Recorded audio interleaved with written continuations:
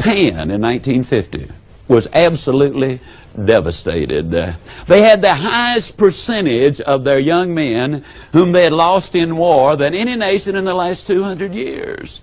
Their cities had been burned out. Their economy was in an absolute shambles.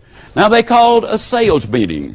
Now I hasten to add that they didn't identify it as a sales meeting, but that's actually what it was. Sales meeting, marketing strategy, you name it. They called the government leaders, the leaders of industry, the leaders in the educational society. They got them all together and they laid out a plan. What can we as a nation do to unify us, to put us together and accomplish an objective that will restore national pride and bring economic prosperity to our land? They finally decided that in the 50s their goal would be to become the #1 nation in the world in the production of textiles. They reached their goal.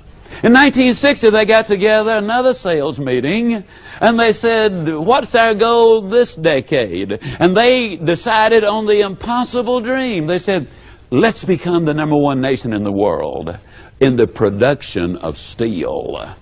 Now, why is this the impossible dream? Very simple. Japan has no natural resources. They do not have the coal or the petroleum or the iron ore.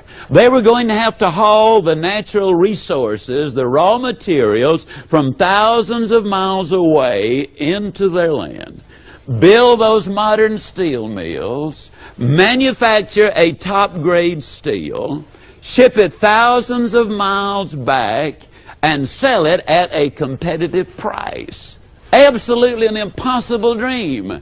But they did not look at what they did not have, which was the natural resources. They looked at what they did have, a willingness to work, a creative society, a nation that was pulling together towards a worthwhile objective. I'm here to tell you they reached their goal. 1970, they had another meeting. They said, in this decade, let's set the goal. And that goal, pure and simply, is we want to become, in this decade, the #1 nation in the world in the production of automobiles. They missed it. 1 year. That's all. In 1980, they set another goal. They said, in this decade, let's become #1 in the world in the production of electronics and computers. Now, I don't need to tell you, ladies and gentlemen, what happened in the 80s. It's absolutely fascinating. Goals absolutely work.